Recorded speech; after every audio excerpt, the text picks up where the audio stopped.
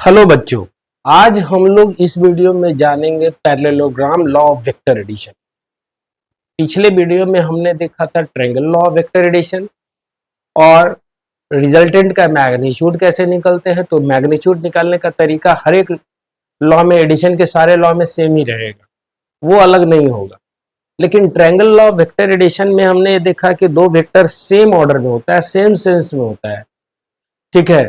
लेकिन यहाँ पे इस वीडियो में हम लोग देखने वाले हैं parallelogram law of vector addition में थोड़ा सा स्टेटमेंट चेंज रहेगा, बेस वही रहेगा। इसमें ये कहा गया parallelogram law of vector addition में जो कहा जाएगा वो उसके बारे में बोला गया कि अगर दो वेक्टर हो और एक पैरेललोग्राम का एडजेसेंट साइड्स के रूप में हो और दोनों कन्वर्जिंग और डाइवर्जिंग मैनर में हो, या तो दोनों वेक्टर कन्वर्जिंग मैनर में हो या फिर डाइवर्जिंग मैनर में, तो उन दोनों के बीच से जाने वाला डायगोनल जो होगा वो होगा resultant.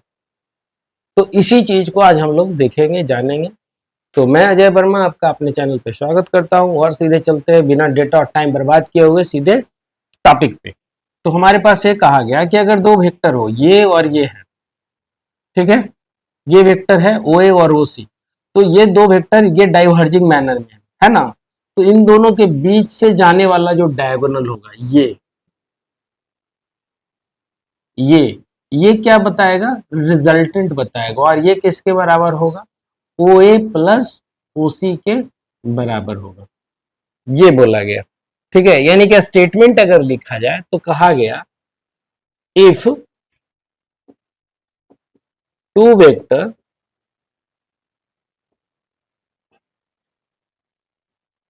Are like the adjacent side of a parallelogram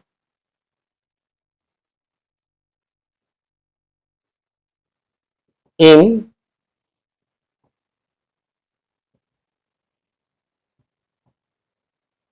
converging or diverging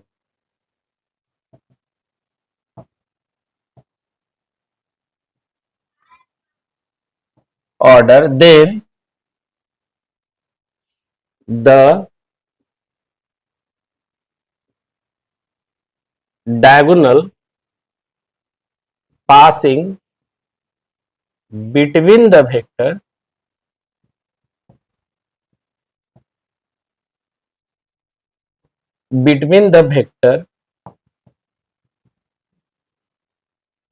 will be its resultant and also in same manner, यानी कि सेम तरीके में होगा। जैसे इसमें कहा गया कि यहाँ पे ये ले लेते हैं, मान लो ये ले लेते हैं, ये इसमें डाइवर्जिंग था, इसमें कन्वर्जिंग ले लीजिए।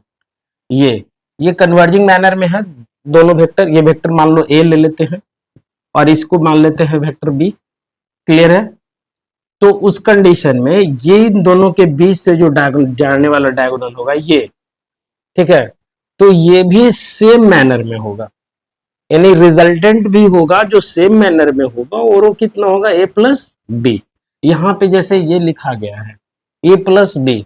अब ये बेस्ड कैसे है, ये हम लिख सकते हैं it is based on triangle law of vector addition. ये triangle law of vector addition पे ही बेस्ड है, इसमें ये कहा गया। समझ में आ रही बात, इसमें ये कहा गया कि triangle law of vector addition पे ही बेस्ड है, समझे। इसमें ये बोला गया। अब बताओ, आपकी बात करते हैं कि triangle law of vector addition में क्या कहा गया था। Triangle law of vector addition में कहा गया कि दो वेक्टर अगर एक ट्रायंगल के साइड्स के रूप में हो और दोनों सेम ऑर्डर में हो, सेम सेंस में हो, ठीक, तो उस कंडीशन में जो थर्ड साइड होता है वो रिजल्टेंट होता है और वो अपोजिट सेंस में होता है। अब यहाँ पे देखो तो उस नियम को पालन किया जा रहा है कि नहीं। ये अगर है तो इसको पैरेलल वेक्टर के रूप में, ये इसका पैरेलल क्या कहा जाता है, पैरेलल पैरेललोग्राम का थ्योरी है। पैरेललोग्राम का अपोजिट साइड पैरेलल और इक्वल होता है।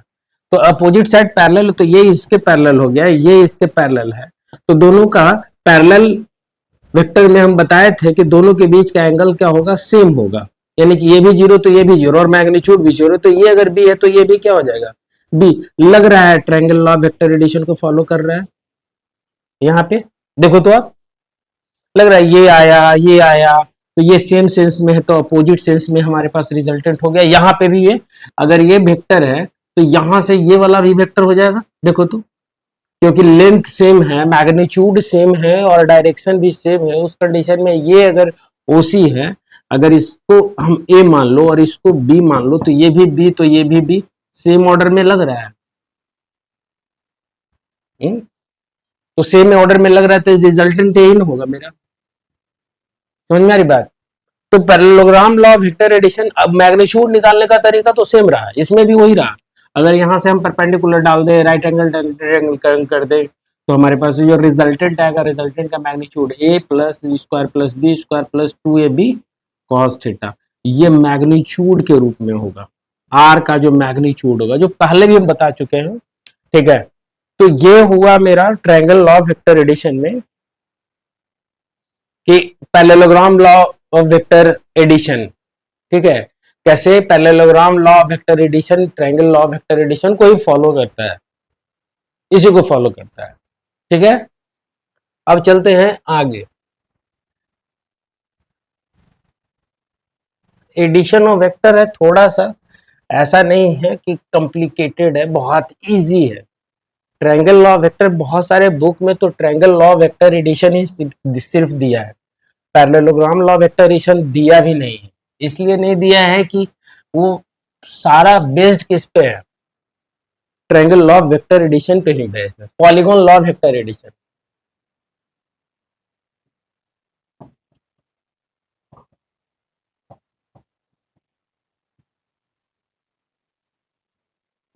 एडिशन, इसमें क्या कहा गया इसको समझ लेते हैं।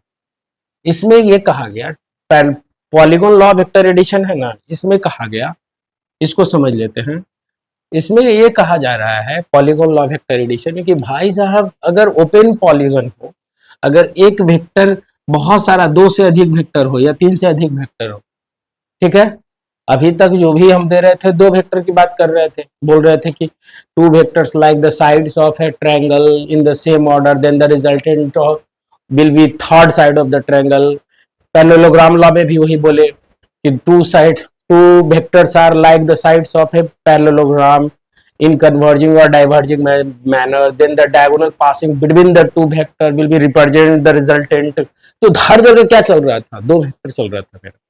अब इसमें कहा गया कि मल्टीपल बहुत सारा वेक्टर हो, दो से अधिक वेक्टर हो, ठीक है। तो इसमें हम कैसे कहेंगे, दो से अधिक वेक्टर हो मतलब ये वेक्टर हो, ऐसे हो, vector A, vector B, vector C, vector D, इस तरह से अगर हो, ठीक है, तो इसको कहा जाए तो ओपन पॉलीगॉन,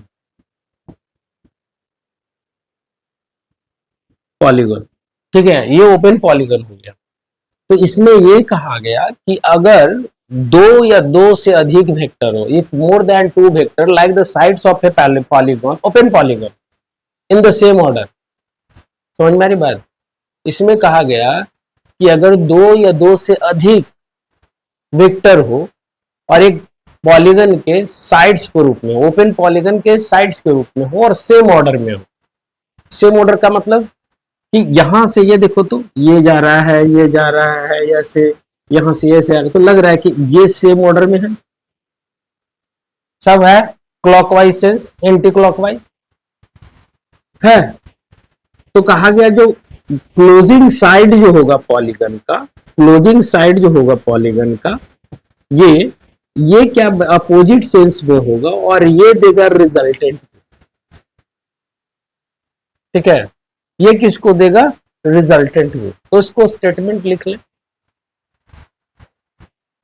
स्टेटमेंट कैसे लिखेंगे? If more than two vector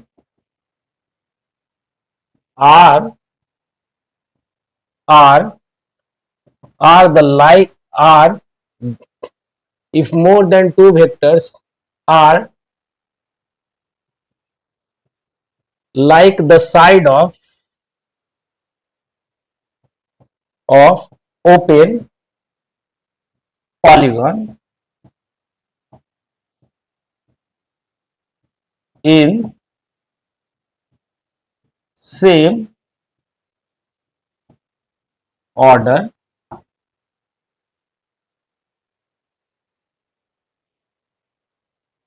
then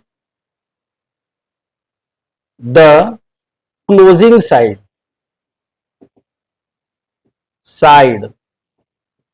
of the polygon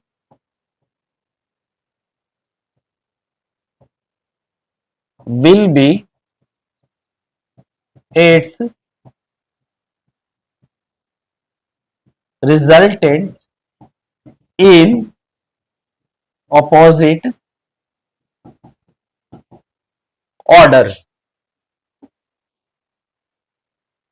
order। ठीक है, ठीक है। हम यहां पे लिख दे रहे हैं like A plus B plus C plus D equal to R. R यहां पे है O A B C D, R, ठीक है ये। अब हम चलते हैं कैसे ये आया, आर बराबर ये आया मेरे पास, रिजल्टेंट आया इस स्टेटमेंट के अनुसार। इस स्टेटमेंट ने कहा कि ओपन पॉलीगन जब रहेगा, यानी कि अगर ओपन पॉलीगन रहेगा तो क्लोजिंग साइड जो होगा अपोजिट सेंस में होगा और वो हमेशा रिजल्टेंट को देगा। तो इस हिसाब से यहाँ पे हमने निकाल लिया। क्लियर है? अब देखो तो कि triangle law of vector addition अगर यहाँ पे लगा है, ठीक है, प्रूफ में चलते हैं। अगर हम प्रूफ में, तो 4 vector OA and AB like side of a triangle। Triangle अगर साइड ले रहे OA और OB वेक्टर को, ठीक है, तो ये रिजल्टेंट हो गया मेरा ये ट्रायंगल लॉ वेक्टर एडिशन से। तो हम लिखें OB इज इक्वल टू, क्या लिख सकते हैं, OA प्लस AB। यहां से ये होगा, ये सेम सेंस में है, देखो ध्यान से आप समझो, ये सेम सेंस में है तो ये अपोजिट सेंस में होगा, ये रिजल्टेंट हो गया। बिल्कुल सिमिलरली यहां पे लिख रहे हैं, सिमिलरली। अब यहां पे देखो तो सिमिलरली में लिख ले रहे हैं। अब लग रहा है कि ओ बी और BC एक ट्रायंगल का दो एडजेसेंट साइड है, ठीक। सिमिलरली में तो हम लिख सकते हैं OC is equal to OC, ये हमारे पास क्या हो गया, रिजल्टेंट। ये होगा रिजल्टेंट। ये किसका किसका, इसका होगा इन दोनों का रिजल्टेंट। तो हम क्या लिखें, OC इज इक्वल टू क्या लिखें, OC। तो OC इज इक्वल टू क्या लिखें, OB plus BC, vector BC। अब यहाँ पे BC बराबर यहाँ पे OD है, OD। तो यहाँ पे देखो तो ये दोनों को ट्रायंगल को लिख सकते हैं। अब यहाँ पे ये जो निकल गया है मेरे पास, ये दोनों लग रहा है, ये OC आया यहाँ से, ऐसे ऐसे आया, ऐसे इस तरह से आया, और यहाँ के बाद ये इधर चला गया। तो लग रहा है कि दोनों सेम ऑर्डर में है, तो इसका अपोजिट ऑर्डर में हो जाएगा। तो OD इक्वल टू क्या लिखे हम, OD इक्वल टू क्या लिखे, OC प्लस DC लिख सकते हैं वेक्टर। ठीक है। अब ओडी का हमारे पास ओडी जो क्या है वो रिजल्टेंट है। अब ओडी की जगह पे ओसी प्लस क्या लिखे डीसी, ओसी की जगह पे क्या लिख सकते हैं OB plus BC, OB plus BC plus DC. Clear है। अब ब्रैकेट हटा दे तो क्या आ जाएगा OB plus BC plus DC. अब यहां पे ओबी बराबर यहां से क्या निकाले हैं O A plus A B plus B C plus D C, ये ओडी बराबर आ गया। सेम वे में आ गया तो ये कहलाया ओ क्या polygon law of vector addition. ठीक है, ये polygon law of vector addition हुआ। Polygon law of vector addition का स्टेटमेंट समझ में आ गया। If more than two vector like the side of open polygon of open polygon in same order, जो ऑर्डर हो, ठीक है, then the closing side of the polygon will be the resultant और इन अपोजिट ऑर्डर। तो बस यही है यहाँ पे, इसकी कहानी यही है। ठीक है, अब हम लोग देख लेते हैं वेक्टर अंडर थ्री डायमेंशन। ठीक है, ऑर्थोगोनल वेक्टर के रूप में हम यहाँ पे बात कर लेते हैं।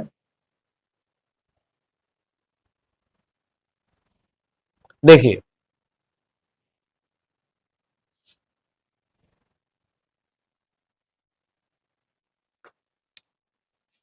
एडिशन ऑफ वेक्टर अंडर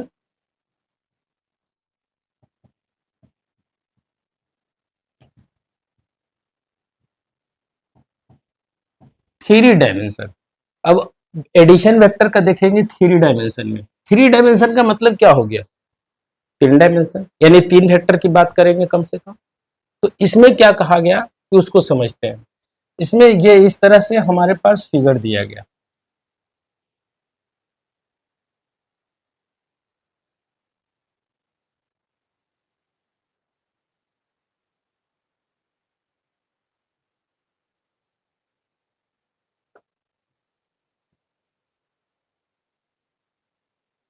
ये है,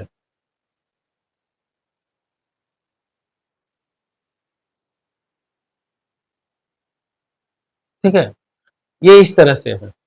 इस एक्सिस को यहां से हम ले लेते हैं, इस एक्सिस के अलोंग ये जो साइड है इसको ले लेते हैं जेड, इस एक्सिस के अलोंग जो ले लेते हैं ये एक्स, और इसके एक्सिस के अलोंग ले लेते हैं वाई। और ये जो लेंथ है यहां से यहां तक, ये रिप्रेजेंट कर रहा है किसी वेक्टर बी को।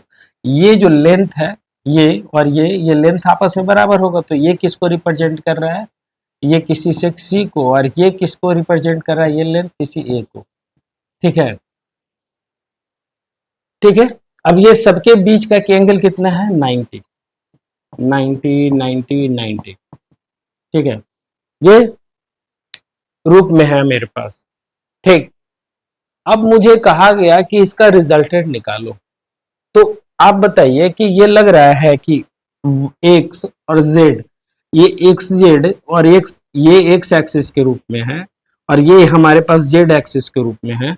तो एक पैरेललोग्राम यहाँ पे बनता हुआ दिख रहा है। थोड़ा सा ये इस तरह से होगा, आपको 90 डिग्री डिग्री वाला फीलिंग नहीं आ रहा होगा। ठीक है,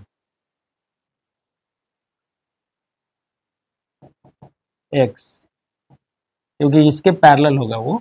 ठीक है, अब यहाँ पे ये जो दिख रहा है ये पैरेललोग्राम जैसा पैरेललोग्राम बन गया। तो ये डायगोनल किसको रिप्रेजेंट करेगा, ये डायगोनल रिजल्टेंट को रिप्रेजेंट करेगा। हुँ?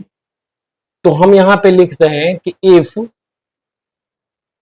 ए B, vector B and vector C along the x axis, y axis and z axis। ठीक है, as गिवन फिगर के अनुसार।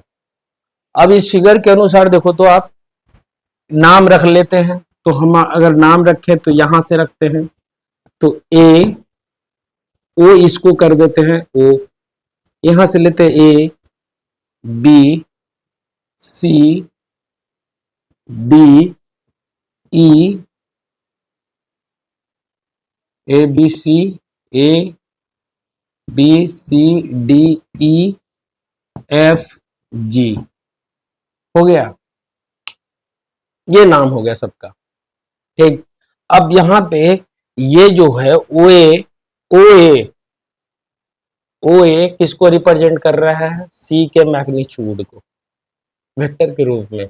हमारे पास ओ सी किसको रिप्रेजेंट कर रहा है? ओ सी, ओ से सी के, ये किसको रिप्रेजेंट कर रहा है? ए के मैग्नीट्यूड को, ए के बराबर ये सी के बराबर है।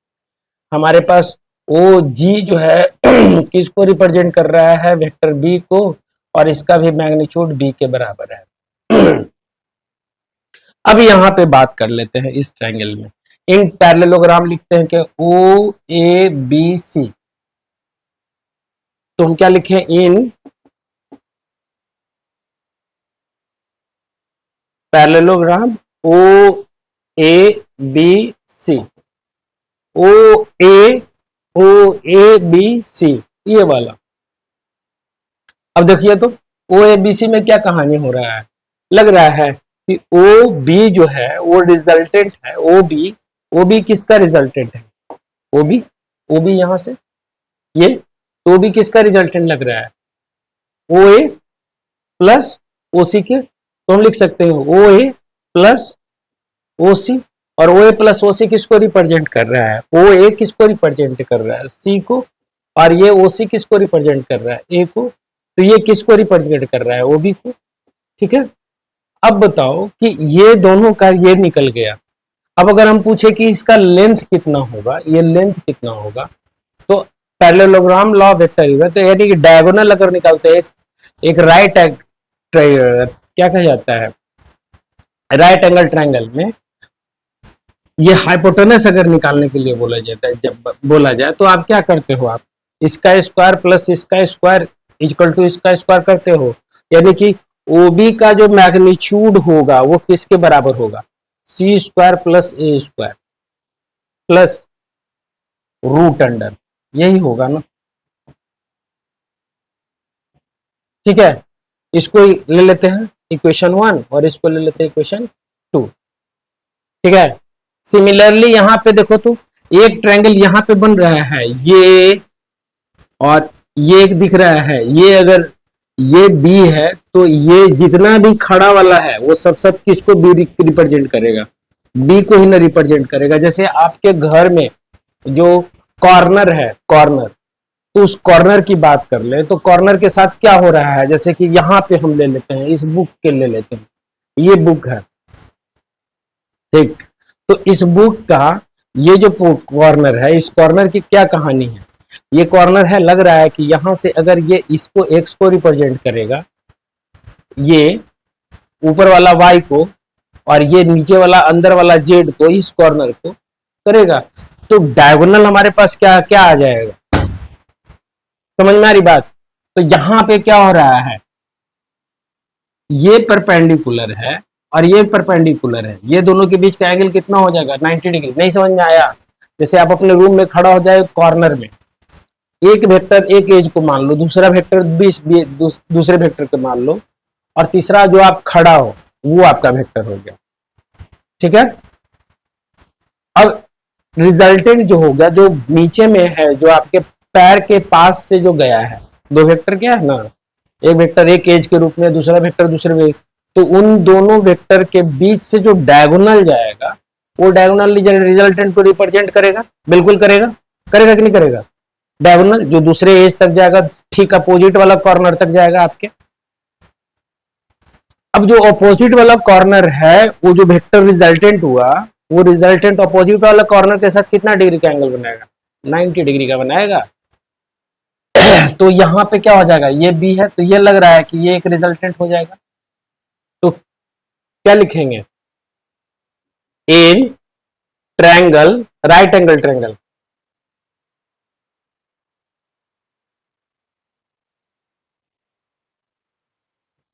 ओ बी एफ,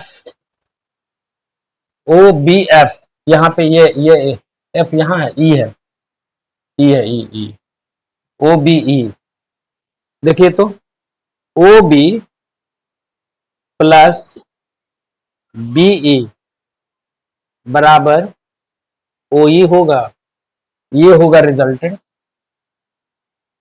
ठीक। और ओई का अगर हम पूछे कि ओई का मैग्नीट्यूड कितना होगा, तो ओई का मैग्नीट्यूड कितना होगा, तो O B square plus B C square root under, ठीक। राइट एंगल ट्रायंगल है तो इसका स्क्वायर प्लस इसका स्क्वायर बराबर इसका स्क्वायर हाइपोटेनस का स्क्वायर, क्योंकि राइट एंगल ट्रायंगल यहाँ पे 90 डिग्री यहाँ पे बना है। अब ये जो बना मेरे पास ओसी का स्क्वायर, ओ बी का स्क्वायर प्लस बी सी का स्क्वायर, हम यहां से ओबी के जगह पे क्या लिख सकते हैं, ओबी का स्क्वायर है तो ओबी के स्क्वायर को हम क्या लिख सकते हैं, यहाँ पे ओबी का स्क्वायर करेंगे तो सी स्क्वायर प्लस ए स्क्वायर होगा, और बीसी का स्क्वायर किसके बराबर है, तो बीसी देखो तो यहां से बीसी है, BC where is BC, B C ये है, तो ये किसके बराबर है, O B square plus B C square, B square में है, बीई हो जाएगा ना, O B plus O B, O B plus BE, BE है, सॉरी बी होगा, ओ बी प्लस बी होगा, ठीक है, गड़बड़ हो गया था, O B plus B, O B plus B बराबर ओ ई, और ओ बी और यहां पे ई का स्क्वायर होगा, ठीक है, ओ बी इक्वल टू, अब वहां पे बी किसके बराबर है, बी के स्क्वायर के बराबर है, यानी यहां से क्या निकल के आया, ओसी बराबर क्या आया, A square plus B square plus C square root under, याद रखिएगा इस चीज को, यानी रिजल्टेंट अगर हमारे पास है तो ये होगा सबका रिजल्टेंट का मैग्नीट्यूड, ये मैग्नीट्यूड बताएगा, रिफर करेगा, जबकि ओसी किसके बराबर होगा, तो यहां से हम जब निकालते हैं यहाँ पे आगे आगे बढ़ते हैं, ओसी के बराबर निकालते हैं तो क्या आ जाएगा, उसको देख लेते हैं।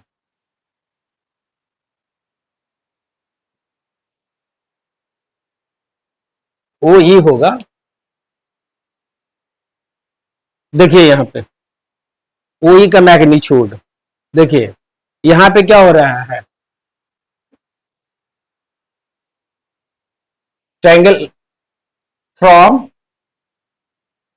इक्वेशन वन, वन हमारे पास यहां था, वो किसके बराबर था, ओ बी बराबर सी प्लस ए, और यहाँ पे ओ ई निकाले हैं, ओ ई बराबर क्या निकला है मेरे पास, ओ ई बराबर O B plus B E, अब ओ बी के जगह पे क्या पुट करें हम, ए प्लस सी, और बी किसके बराबर है, तो बी और ई से देखो तो बी और ई किसके बराबर है, इस बी के बराबर है, वो किसको रिप्रेजेंट कर रहा है, बी के, यानी ओ ई किसके रिप्रेजेंट कर रहा है, ए बी सी के, ये क्या हो गया, ओ ई रिजल्टेंट हो गया, ओ ई ए प्लस बी प्लस सी, और इसी को ये क्या बना, ये क्या बना, ये बना डायगोनल, डायगोनल ऑफ रेक्टेंगल, एक रेक्टेंगल का एक क्या बन गया, डायगोनल बन गया। अब इसका मैग्नीट्यूड क्या होगा, मैग्नीट्यूड क्या होगा, तो मैग्नीट्यूड होगा A square plus B square plus C square root under, समझ में आया। अब इस पे क्वेश्चन कैसे करते हैं उसको देख लेते हैं, ठीक है, क्लियर है। अब देखिए इस पे क्वेश्चन कैसे बनाया जाएगा,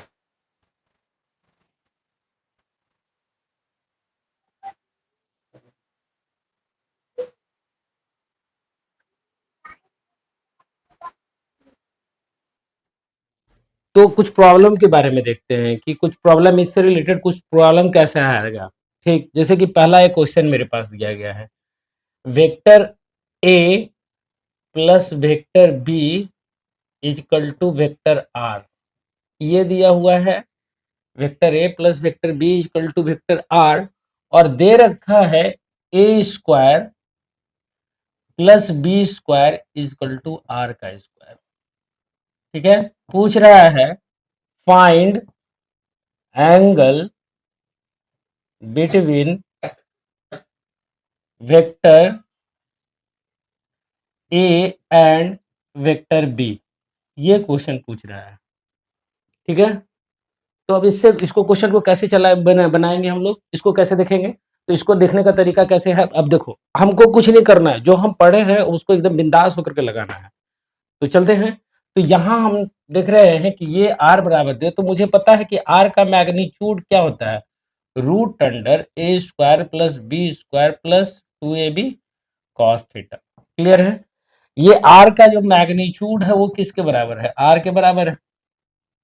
यहां से अब आर स्क्वायर इजकल टू क्या लिख सकते हैं, A square plus B square, यहाँ पे आर का स्क्वायर है और रूट अंडर ये है, मेरे पास यही ना आएगा, ये इसके जगह पे आप लिख सकते हैं ना R root under A square plus B square plus 2ab cos theta. We will find the value of theta, हम लोग थीटा निकालेंगे, क्या निकालेंगे, थीटा। अब आर स्क्वायर की जगह क्या लिख सकते हो आप, आर स्क्वायर की जगह पे, तो आर स्क्वायर अगर करोगे तो आएगा A square plus B square plus 2ab cos theta. यहां से आर बराबर लिखते हैं A square plus B square, A square plus B square plus 2ab cos theta. अब देखो तो ये गया, ये गया, यहाँ पे क्या बच गया, जीरो, जीरो बराबर क्या आ गया, 2ab कॉस थीटा, यानी कि कॉस थीटा इक्वल टू क्या आ गया, 0 बटा में 2ab, यानी वो क्या आ गया, ये 0, यानी थीटा इक्वल टू कितना आ गया, 0 कब होता है, 90 डिग्री पे, 90 डिग्री पे 0 होता है, यानी ए और बी के बीच का एंगल कितना हो गया, 90 डिग्री। क्लियर है, ये क्वेश्चन एक पूछा गया है, और क्वेश्चन को क्या पूछा जाता है वो उस पे चलते हैं। ये है मेरे पास एक क्वेश्चन, बहुत बार पूछा गया है। फिर है, अगर आपसे क्वेश्चन पूछा जाता है कि वेक्टर ए का plus vector B equal to magnitude of vector R, ये दिया हुआ है। क्लियर है, कह रहा है find angle between A and B. Clear है, यानी कि A plus B equal to R दे रखा है, मगर मैग्नीट्यूड की माने तो ए की मैग्नीट्यूड ए और बी की मैग्नीट्यूड बी वेक्टर और आर की मैग्नीट्यूड वेक्टर आर। अब मुझे कहा गया कि भाई इन दोनों के बीच में ए और बी के बीच का एंगल को कैलकुलेट करो। मेरे पास फॉर्मूला तो एक ही है, अभी तो कुछ पढ़े नहीं है। ठीक है, तो यहां से हम निकालते हैं आर का मैग्नीट्यूड का फॉर्मूला क्या है मेरे पास, root under A square plus B square plus 2ab cos theta. Clear है, अब यहां से आर के जगह पे क्या लिख सकते हैं, ए प्लस बी लिख सकते हैं ना आर के जगह पे, ये रूट अंडर क्या लिखे हम, A square plus B square plus 2ab cos theta. Clear है, अब क्या कर रहे हैं कि ये मिला है, अगर यहां से रूट को हटाने का कार्यक्रम किया जाए, क्या किया जाए, रूट को हटाने का, रूट अगर हटाना चाहे तो हटाने के लिए क्या करना पड़ेगा, मुझे दोनों तरफ स्क्वायरिंग करना पड़ेगा रूट को हटाने के लिए, नियमतः यही है नियम। तो देखते हैं, तो उस कंडीशन में क्या आएगा, A square plus B square plus 2ab cos theta, क्योंकि सॉरी 2ab आएगा केवल इस तरफ, क्योंकि स्क्वायर करोगे तो ये पूरे पे स्क्वायर जाएगा और ये इसका रूट हट जाएगा, केवल ये हो जाएगा, हट जाएगा। तो और इस साइड क्या आ जाएगा, A square plus B square cos theta. अब देखो तो A square plus B square plus 2ab, A square plus B square, ये पूरा और ये पूरा, ये तो चला गया, इधर क्या बचा 2ab और इधर क्या बचा 2ab कॉस थीटा आया, ये आया मेरा कॉस थीटा। अब देखो तो ये इस तरफ ले तो कॉस थीटा इजकल टू क्या आ गया 1। ठीक, तो थीटा इक्वल टू क्या होता है, 1 कब होता है थीटा का वैल्यू, जब 0 डिग्री हो। ठीक है, यानी कि दोनों का डायरेक्शन क्या हो, एक ही हो, यानी एक ही लाइन में अगर हो तब की बात कर रहा है। मतलब ए और बी के बीच का एंगल कितना हो जाएगा मेरे पास, थीटा हो जाएगा। तो इस ढंग का क्वेश्चन आपके पास जब भी आता है, ठीक है, अगर आप देखते हैं कि इस तरह का क्वेश्चन दिया जा रहा है एंगल निकालने के लिए, तो एंगल निकालने का एक मेथड अभी है, अभी 2-3 मेथड अभी और बताया जाएगा। तो आप हमको बताइएगा कि ये वीडियो आपको कैसा लगा, मुझे अपने कमेंट सेक्शन में ज़रूर बताइएगा। और इसमें क्या-क्या सुधार किया जा सकता है ये भी मुझे बताइए, क्योंकि आपका कमेंट है जो मेरे लिए बहुत ज़्यादा उत्साहवर्धक होता है।